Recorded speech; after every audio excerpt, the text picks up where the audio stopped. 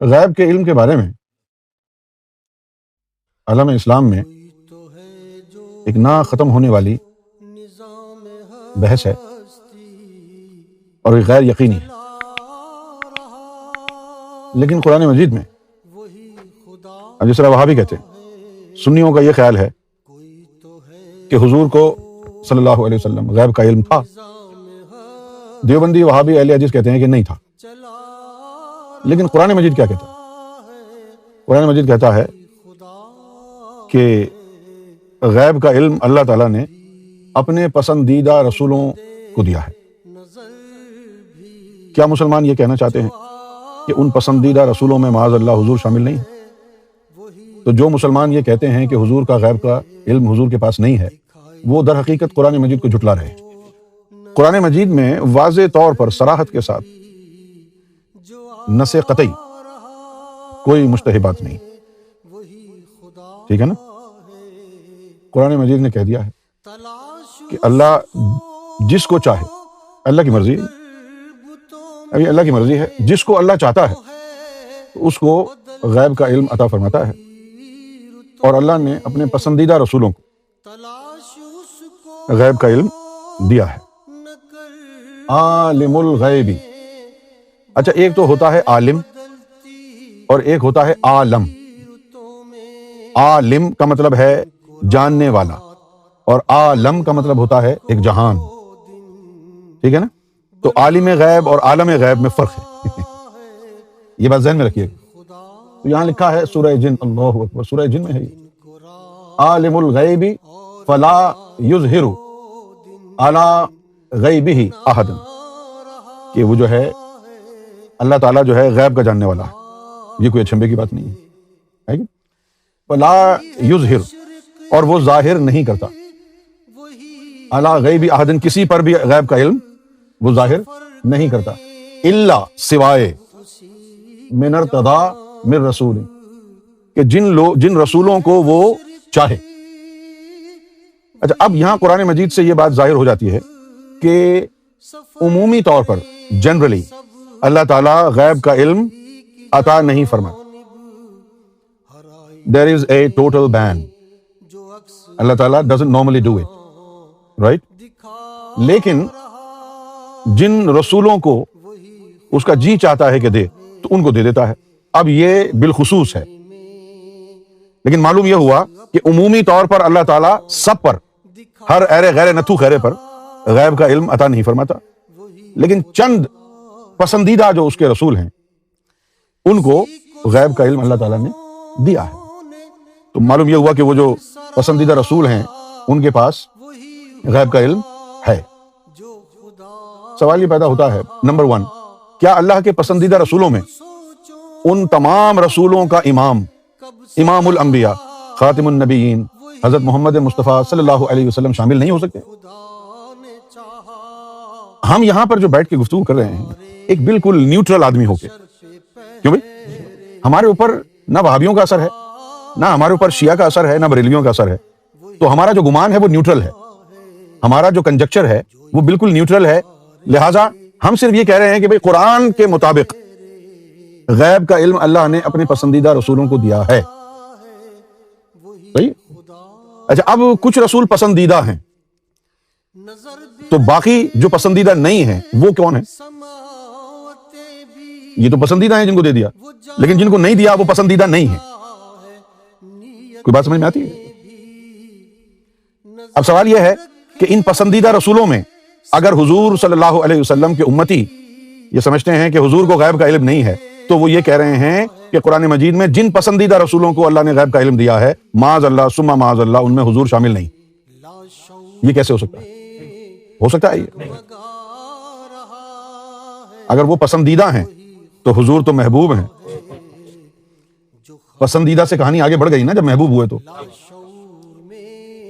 تو حضور کو غیب کا علم ہے، اور یہ ہمارا عقیدہ نہیں ہے، یہ قرآن مجید کا جو ہے علم ہے۔ دیکھ لیں یہ لکھا ہوا ہے،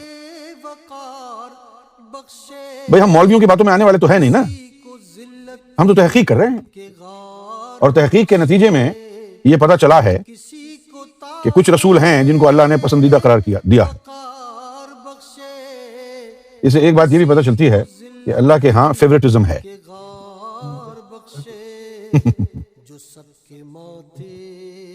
اللہ کے ہاں تبھی تو کہا کہ جو ان کے فیوریٹ رسول ہیں، اور فیوریٹزم ہوتا ہے. اب جیسے ہم کرکٹ کھیلتے ہیں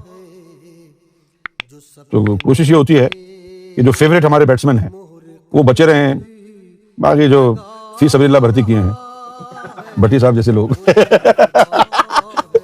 ان کو پہلے نکال دیا جاتا ہے، کچرا مک جائے. جو فیوریٹ لوگ ہیں ان کی وکٹوں کو بچا کے رکھے. فیوریٹ رسولوں کو اللہ نے غیب کا علم دیا ہے. اچھا نام نہیں بتایا کہ وہ فیوریٹ رسول کون ہے. کچھ تو ہے جس کی پردہ داری ہے. ایک جگہ یہ بھی فرمایا ہے کہ یہ لوگ سوال کرتے ہیں کہ غیب کے بارے میں بتاؤ، تو فقل انما الغیب للہ. اگر لوگ غیب کے بارے میں سوال کریں فقل تو پھر کہہ دینا، فقل تو پھر کہ انما الغیب للہ، کہ بھائی غیب کی بات مت کرو، غیب تو صرف اللہ کے لیے ہے، تمہارا کیا کرنا. ایک جگہ یہ بھی فرمایا. تو معلوم یہ ہوا کہ غیب دو طرح کا ہے. ایک کے بارے میں تو کہا جا رہا ہے فقل غیب، فقل انما الغیب للہ، کہ غیب صرف اللہ کے لیے ہے. اچھا جو پسندیدہ رسولوں کو دیا ہے وہ کیا ہے پھر؟ اگر صرف اللہ کے لیے، یا تو یہ ہے کہ وہ جو پسندیدہ رسول ہیں وہ بھی اللہ ہیں، ٹھیک ہے.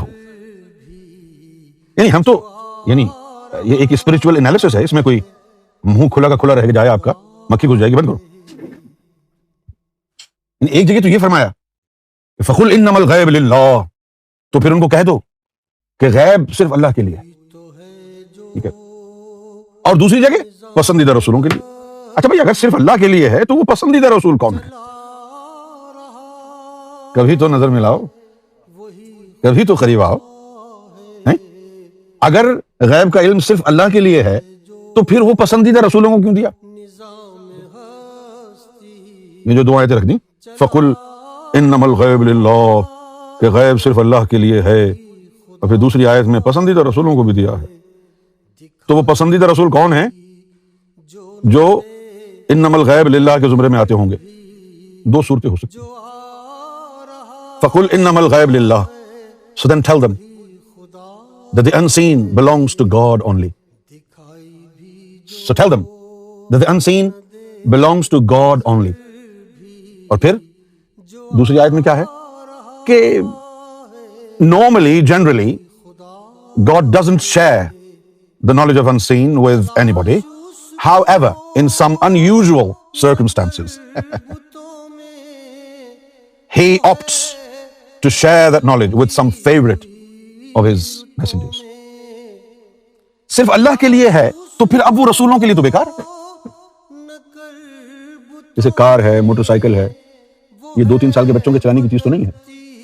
لیکن کہیں جی کہ ہمارے 10 بچے ہیں، ان میں سے 2 فیوریٹ ہیں، ان کو ہم نے موٹر سائیکل دے دی، چلائیں بیٹا.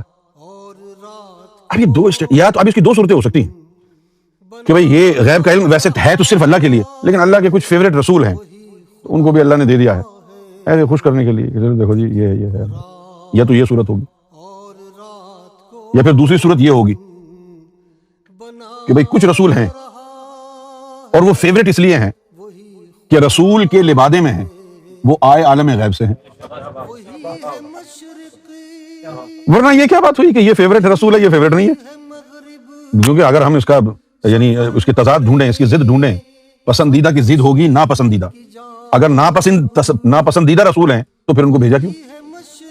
نہیں تو یہ مطلب تو نہیں ہے کہ بھئی پسندیدہ ہیں یا نہیں ہے، لیکن کچھ تو کہنا ہے، پردہ بھی تو رکھنا ہے، کچھ تو کہنا یہ فیوریٹ ہیں اس لیے.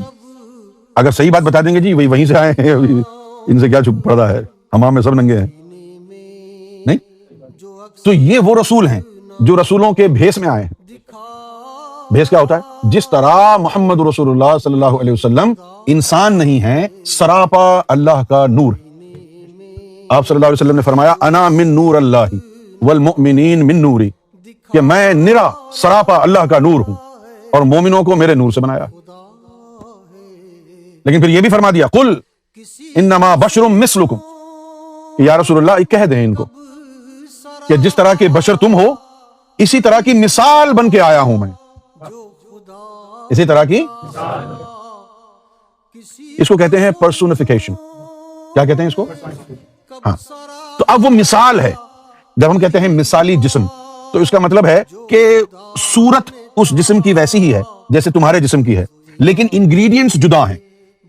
تمہارا جسم گوشت پوشت سے بنا ہے اور یہ سورہ مصطفیٰ نور سے تعبیر ہے.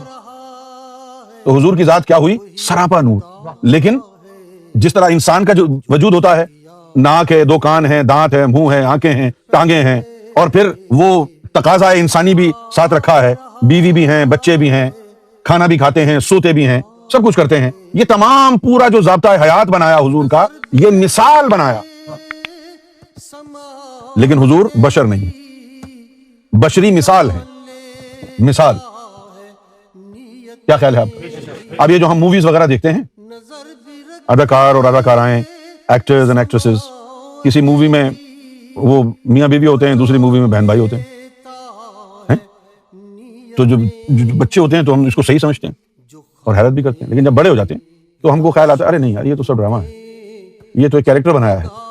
حقیقت میں وہ کوئی بھی رشتہ نہیں ہے، نہ بہن کا نہ بیوی کا، بس وہ ایک کردار ہے، وہ دکھایا ہے. اسی طریقے سے ایک کردار بنایا ہے حضور کا، ہے وہ اللہ کا نور سراپا. اسی طریقے سے کچھ جو ہے وہ عالم غیب سے آئے ہوئے ہستیاں ہیں جن کو بطور رسول دنیا میں بھیجا ہے، اور ان میں سے کسی کو بھی موت نہیں آئی. ایک تو ادریس علیہ السلام ہے، وہ بھی زندہ ہیں، جنت میں ہیں. امام مہدی کے ظہور کے بعد انہوں نے زمین پہ آنا ہے. اس کے علاوہ الیاس علیہ السلام ہیں، ان کو بھی موت نہیں آئی، وہ بھی زندہ ہیں. اس کے علاوہ عیسیٰ علیہ السلام ہیں، اللہ تعالیٰ نے ان کو جسم سمیت آسمانوں پہ اٹھا لیا، وہ بھی امام مہدی کے ظہور کے بعد آئیں گے. تو یہ جتنے 3 رسول جو ہمارے سامنے ہیں، یہ وہ ہستیاں ہیں جو عالم غیب سے آئی، اور لبادہ ان کا رسالت ہے. جس طرح حضور اللہ کا نور ہیں اور لبادہ ان کا رسالت ہے، اسی طرح یہ جو ہستیاں ہیں آئیں عالم غیب سے ہیں اور لبادہ ان کا رسالت ہے. آپ کی سمجھ میں پوری بات نہیں آتی، اس لیے اللہ تعالیٰ نے کہا کہ بھئی یہ ہمارے پسندیدہ رسول ہیں، ان کو دیا ہے غیب کا.